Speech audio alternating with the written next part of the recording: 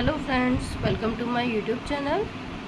Friends, आज की video में हम करेंगे कक्षा 8 की जो हिंदी की पुस्तक है प्रज्ञा, उसका पाठ 4 पेड़ों के संग बढ़ना सीखो, इसका हिंदी भावार्थ। इस कविता के जो कवि हैं वो हैं सर्वेश्वर दयाल सक्सेना जी। सबसे पहले हम इनकी जीवनी देखते हैं। सर्वेश्वर दयाल सक्सेना का जन्म 15 सितंबर सन 1927 ईस्वी को बस्ती, उत्तर प्रदेश में हुआ था। ये नई कविता के श्रेष्ठ कवियों में से एक हैं। इनके काव्य में प्रगतिशील चेतना की प्रधानता है। कुआनो नदी, गर्म हवाएं तथा खूंटियों पर टंगे लोग, कविताएं 1 तथा कविताएं 2, काठ की घंटियाँ, बांस का पुल, बिल्ली के बच्चे इनकी रचनाएं हैं। इन्होंने निबंधों की भी रचना की है। इन्हें साहित्य अकादमी पुरस्कार से सम्मानित किया गया है। इनका देहावसान सन 1983 ईस्वी में हुआ। अब हम देखते हैं इसके शब्दार्थ। दहक, दहक मतलब आग की लपट। सहन, आंगन, जलाशय, तालाब, अंग, हिस्सा या भाग। दुष्कर्म, बुरे कर्म, अवहशी, असभ्य या बर्बर।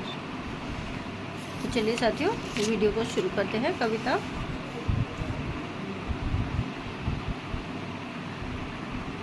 इस कविता के माध्यम से कवि ने पर्यावरण संरक्षण की प्रेरणा दी है।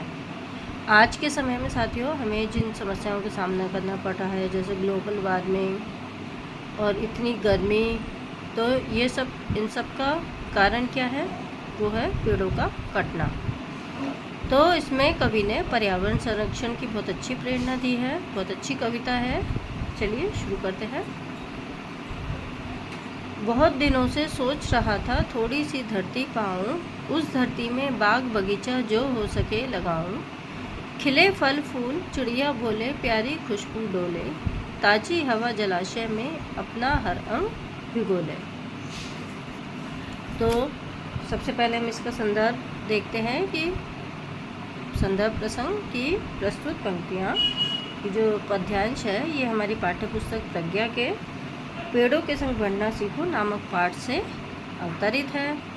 और इसके कवि जो हैं वो सर्वेश्वर दयाल सक्सेना जी हैं। और इस पद्यांश में कवि पर्यावरण संरक्षण की प्रेरणा देते हैं। अब इसका हिंदी भावार्थ। कवि कहते हैं कि वह बहुत समय से सोच रहा है कि अगर उसे थोड़ी सी भूमि मिल जाए तो वो उस धरती पर बाग बगीचा लगाए और जिससे वो धरती कैसी हो जाए, हरी भरी, और उसमें खिले फूलों की जो खुशबू है और फलों से लदे पेड़ों पर चिड़ियों का चहचहाना हो, जिससे चिड़िया उन पर रह सकें, उन पर चहचहा सकें। तालाब के पास से गुजरने वाली हवा से वातावरण जिससे आनंदित हो सके।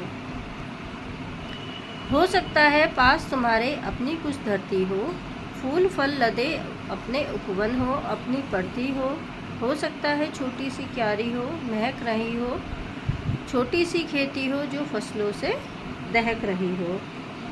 अब कवि इसमें प्रश्न करते हैं कि हो सकता है कि तुम्हारे पास भी कोई अपनी धरती हो, मतलब ज़मीन हो, जिसमें फल फूलों से लदे हुए उपवन यानी बगीचे हों और महकती हुई क्यारियाँ हो सकती हैं, जिसमें तुम्हारे खेतों में फसलें उगी हो सकती हैं।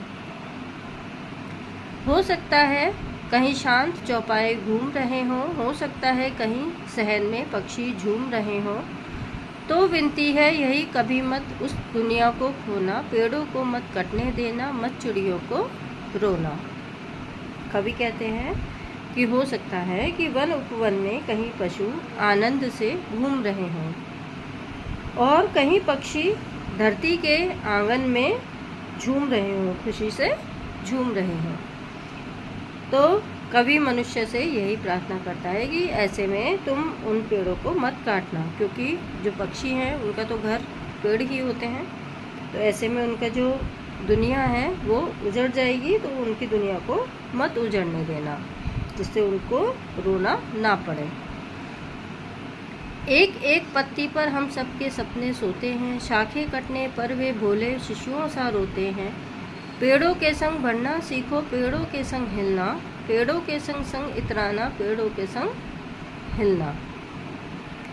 कवि कहते हैं कि पेड़ों की जो पत्तियां होती हैं उन पर हमारे सबके सपने सोते हैं। पेड़ों की जो शाखाएं हैं उनको कटने पर सारे सपने टूट जाते हैं, क्योंकि जो पक्षियां हैं वो कहाँ होते हैं? पेड़ों पर ही अपने घोंसले बनाते हैं। और पेड़ों को काटने पर वे बच्चों जैसे रोते हैं। पेड़ों के संग बढ़ना सीखो, पेड़ों के संग हिलना। तो कवि कहते हैं कि हमें भी पेड़ों के संग बढ़ना और हिल मिलकर रहना सीखना चाहिए, क्योंकि पेड़ों के संग रहकर ही मनुष्य का विकास हो सकता है। बच्चे और पेड़ दुनिया को हरा भरा रखते हैं, नहीं समझते जो वे दुष्कर्मों का फल चखते हैं। आज सभ्यता वहशी बन पेड़ों को काट रही है, जहर फेफड़ों में भर इंसानों को बांट रही है। कवि कहते हैं कि बच्चे और पेड़ दुनिया को हरा भरा रखते हैं, और आज जो मनुष्य इन बातों को नहीं समझ रहे हैं उन्हें अपने दुष्कर्मों का फल अंत में भुगतना पड़ेगा। कवि इस बात पर चिंता व्यक्त कर रहे हैं कि आज मानव सभ्यता असभ्य होकर पेड़ों को काट रही है। मतलब उनके अंदर इतनी मानवता नहीं बची है कि वो पेड़ों के दर्द को नहीं समझ रहे हैं, और जहर फेफड़ों में भर इंसानों को बांट रही है। तो इसका क्या परिणाम हो रहा है कि इंसानों को ऑक्सीजन, जो शुद्ध वायु है, वो नहीं मिल पा रही है, जिसकी वजह से उन्हें अनेक श्वास संबंधी रोग घेर रहे हैं, और ये सभी इंसानों के साथ होने वाला है आगे भविष्य में। तो कवि इस बात पर चिंता व्यक्त कर रहे हैं कि ये कैसी मानव सभ्यता है जो कि असभ्य होती जा रही है। तो इस कविता के माध्यम से कवि ने बहुत अच्छा संदेश दिया है कि पेड़ों को कटने मत देना और उनके साथ बढ़ना हमें सीखना चाहिए। तो साथियों, यहाँ पर हमारी वीडियो समाप्त हो गई है। आशा करती हूँ आपको अच्छी लगी होगी। अगर आपको वीडियो अच्छी लगी हो तो चैनल को लाइक करें और सब्सक्राइब करें, जिससे आपको आगे आने वाली वीडियोस की नोटिफिकेशन मिलते रहें। मिलते हैं अगली वीडियो में, तब तक के लिए सभी को नमस्कार।